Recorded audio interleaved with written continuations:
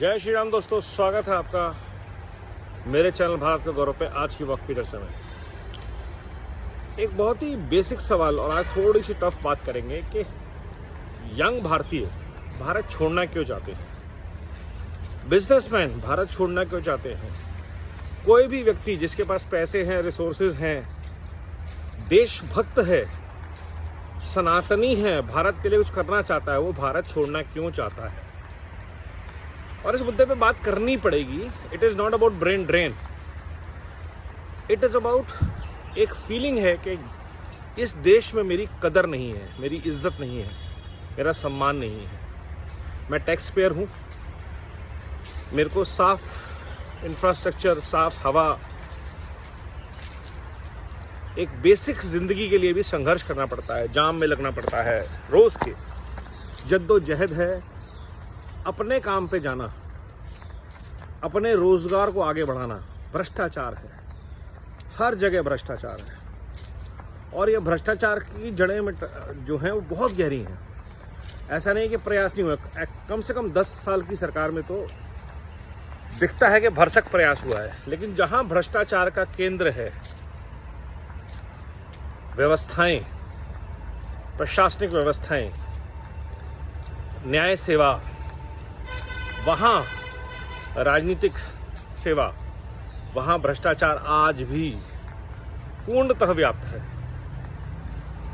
Reservations, meritocracy का सबसे बड़ा दुश्मन, और आज भी देश में वोट बैंक की राजनीति के खातिर ये सब चीज़ें अमूल चूल चालू हैं, जिनकी जड़ें 100 साल से ज़्यादा पुरानी हैं। अंग्रेज़ों से विरासत में मिली जो लूट फूट और झूठ की राजनीति है, वोट बैंक की राजनीति है, वो आज भी भारत का सबसे बड़ा दुश्मन है। इसलिए जो भी क्वालिफाई करता है, क्लियर करता है, उसका पहला गोल होता है देश से निकलो, क्योंकि ना यहाँ इज्जत मिलेगी, ना यहाँ पैसा मिलेगा, ना कुछ बड़ा कर पाएंगे, और अगर कुछ बड़ा कर लिया तो गुंडे, माफिया, भ्रष्ट लोगों के मकड़ जाल में फंस जाएंगे। ये जो धारणा है, इसको बदलना बहुत ज़रूरी है। टैक्स पेयर्स का सम्मान चलिए कुछ हद तक शुरू हुआ है। भ्रष्टाचार जो लाल फीताशाही थी, जो अफसरशाही का भ्रष्टाचार था आम आदमी के लिए, वो शायद थोड़ा बहुत कम हुआ है। अब इनकम टैक्स का रिफंड तो तुरंत आता है। शुरू में जीएसटी से जैसे छापे पड़ते थे, अब वो बंद हो गए हैं। लेकिन ईज ऑफ डूइंग बिजनेस में अभी भी बहुत सारी चीज़ें होनी हैं।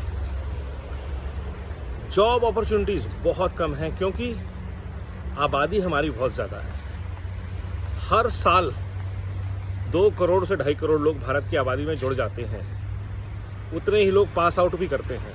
इसलिए हर एम्बेसी के बाहर, ख़ासतौर पे यूएस, कनाडा, ब्रिटेन, इन सब एम्बेसीज के बाहर आपको लंबी लंबी कतारें दिखेंगी, और हर समाज के हर वर्ग के लोगों की जो वीज़ा के लिए अप्लाई करने गए हैं, किसी तरह इस देश से निकल लिया जाए।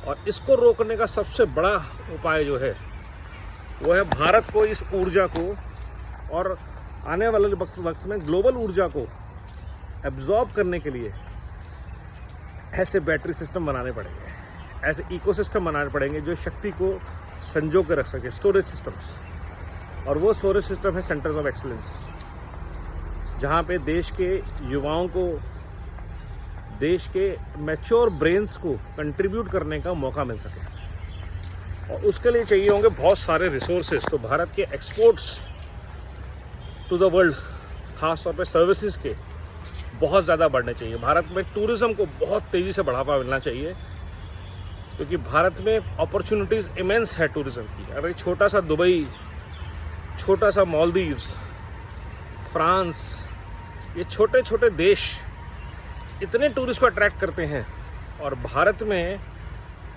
दुनिया भर के टूरिस्ट नहीं आते, तो हमारे लिए बहुत बड़ी समस्या का विषय है। भारत के वेलनेस को प्रमोट करने की बहुत ज़रूरत है। तो ये सारा इकोसिस्टम जब चलना शुरू होगा, और जॉब अपॉर्चुनिटीज़ जहाँ पे करप्शन नहीं है, साफ हवा है, प्रदूषण नहीं है, अगर हम ऐसा भारत बनाने में समर्थ हो जाते हैं, तो किसी को भारत छोड़ने की ना कभी ज़रूरत थी, ना आगे होगी, क्योंकि जाना कोई नहीं चाहता। ये रियलिटी है, एंड दैट्स द रीज़न जो लोग विदेशों में बसे हैं उनका भारत के प्रति प्रेम जो है वो और ज़्यादा मजबूत होता है, क्योंकि सब अपनी जड़ों से जुड़ के रहना चाहते हैं। मौका नहीं मिलता, सुरक्षा नहीं मिलती, जीवन में प्रगति के अवसर नहीं मिलते, इसलिए सब जाते हैं इधर उधर। वरना भारत के अंदर आप 5 साल ज़िंदगी बेंगलोर में काटिए, पुणे में काटिए, गुवाहाटी में काटिए, एमपी में काटिए, गुजरात में काटिए, उत्तर प्रदेश में काटिए और फिर हिमालय में काटिए। ऐसे अपॉर्चुनिटीज़ पूरी दुनिया में कहीं नहीं मिल सकती, बट उन अपॉर्चुनिटीज़ को बिल्ड करना पड़ेगा। एग्जिस्ट करती हैं, संघर्ष है, बिल्ड करना पड़ेगा, सस्टेनेबल तरीके से बिल्ड करना पड़ेगा। और 150 करोड़ हिंदुस्तानियों के लिए बिल्ड करना पड़ेगा। 200 करोड़ की तैयारी के साथ बिल्ड करना पड़ेगा, क्योंकि पता भी नहीं चलेगा हम कब 200 करोड़ हो जाएंगे, जैसे हम 1.25 करोड़ देशवासियों से 150 करोड़ देशवासी हो गए। और ये बहुत इम्पॉर्टेंट है कि आज भारत भ्रष्टाचार के खिलाफ, ब्यूरोक्रेटिक, जुडिशियल और पॉलिटिकल करप्शन के खिलाफ आवाज़ उठाए, ताकि देश में जो समस्याएं हैं उनका निदान हो सके। सारी समस्याएं यहीं से जुड़ी हैं। आज भी हम अंग्रेज़ों की मानसिकता के मीलौड़ में जुड़े हुए हैं, जुडिशियल रिफॉर्म से डरते हैं, कॉलेजियन सिस्टम है, रिजर्वेशंस हैं, वोट बैंक की राजनीति है, और ये सब भ्रष्टाचार की जड़ हैं।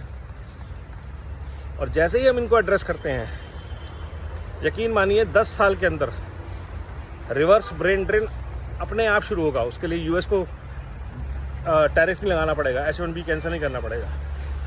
भारत के वीज़ा के लिए विदेशों में एम्बेसीज में लाइन लगेगी, क्योंकि भारत में ऐसे 50 शहर होंगे जहां दुनिया की बेहतरीन सुविधाएं संस्कृति और संस्कारों के साथ मिलेंगी, डिक्टेटरशिप के साथ नहीं। ऐसा भारत बनाने का हमें आज प्रयास शुरू करना है। अगर आपको बात अच्छी लगे तो इस वीडियो को शेयर करें, अधिक से अधिक लोगों तक मेरी बात पहुंचाएं, ताकि हम सब मिलके नए भारत बनाने के प्रयास में जुड़ जाएं। नमो भारत, वंदे मातरम, जय हिंद।